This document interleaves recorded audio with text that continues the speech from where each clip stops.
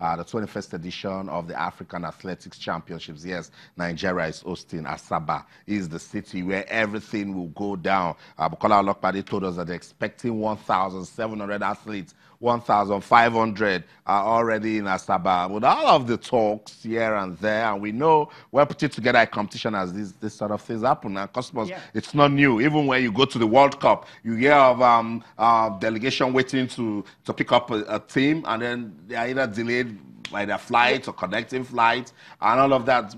But let the action begin tomorrow. That's what we want. That's basically what we want. But you know, in a situation whereby all these logistics happen, it's annoying. I mean, months ago we had the African Wrestling Championship in Port Harcourt, and of course, certainly there was no talk of logistics this, logistics that. Although, you know, speaking with some people this evening, it is in the IAAF statute that any city hosting a competition, a higher health certified competition, must have an international airport within the city. So Asaba do not have it.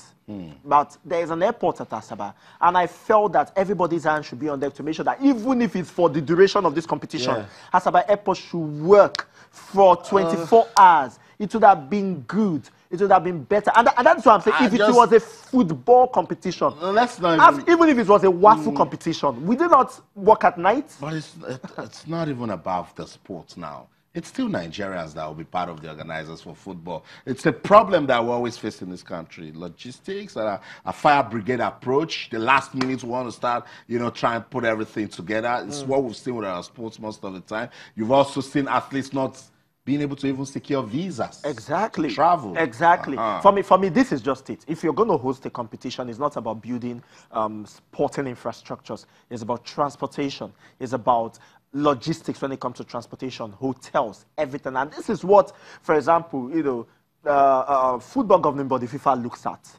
And I feel that the IAF will look at as well. Now, the big guys are in Asaba. You have Sebastian Coe there. You have the CAA there as well. Everybody is there. The stadium is ready. Asaba, the town is ready itself. But some of the athletes are still stranded in Lagos. It's so sad. It is not the fault of the local organizing committee. I am not blaming the. I am blaming.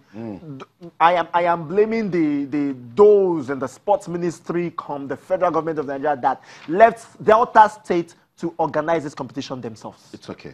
Hopefully, everything will end well for the African Athletics Championship. So the pictures you saw, the hoisting of flags right there in Asaba. Let's just give you some tidbits. I was about to do that before we talk to Bukola Olokpade about the 2018 African Athletics Championships. Asaba is hosting. You know that by now. It's the 21st edition of the championships. Lagos was the last Nigerian city to host the event in 1989. Yeah. Wow. I think Lagos have hosted it twice. 25 countries, including Nigeria, will feature at the continent's flag athletics event. The best of African athletes are right there in Asaba. 473 men athletes and 400 women athletes have been registered for the championships. Team Nigeria will be represented by 70 athletes who will try to break them down for you on a morning show tomorrow and, of course, on a night show. South Africa, the defending champions, having won the last two editions, hosted in Marrakech and Durban, and they are also right here. Before we get into talking about the performance we're expecting from Team Nigeria and other countries at this competition, let's let you know that the IWF president, Sebastian Coe, is right there in Asaba at that gala night that they are having. Cosmos, this is good. Everybody that is respected in athletics and administration are right here in Nigeria. Yes, certainly. Right? I mean, that I said, the big guys, I mean, those that matters when it comes to the administration of athletics in the world are right here in Asaba. Of course, you know, they met with the governor of the state earlier, Governor Okowa. So for me, everybody are there and the preparation is top notch. We expect it to be on television from tomorrow morning. And of course, all of the games as well will be there. I mean, you can see that everybody are there.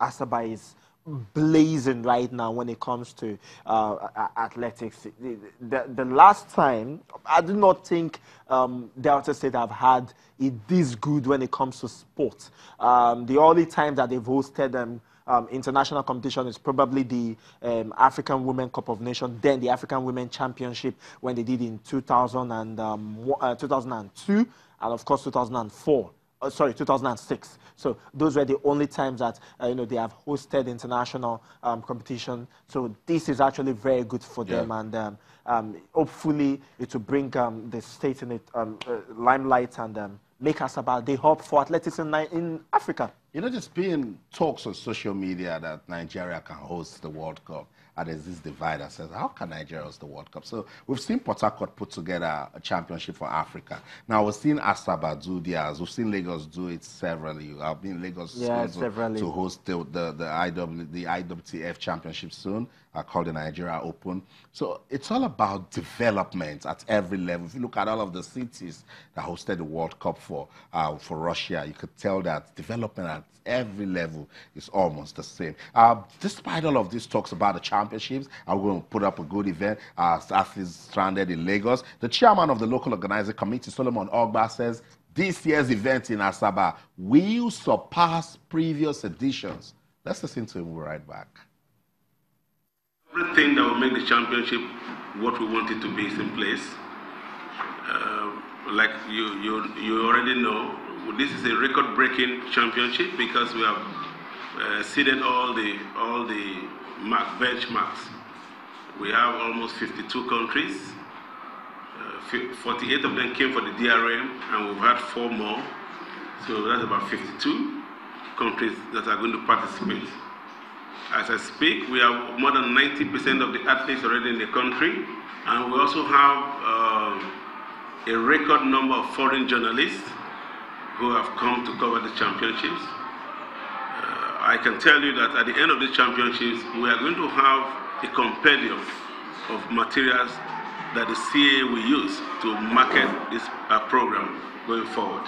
We have also decided, sir, to also do prize money for the first time to reward the top 3 athletes.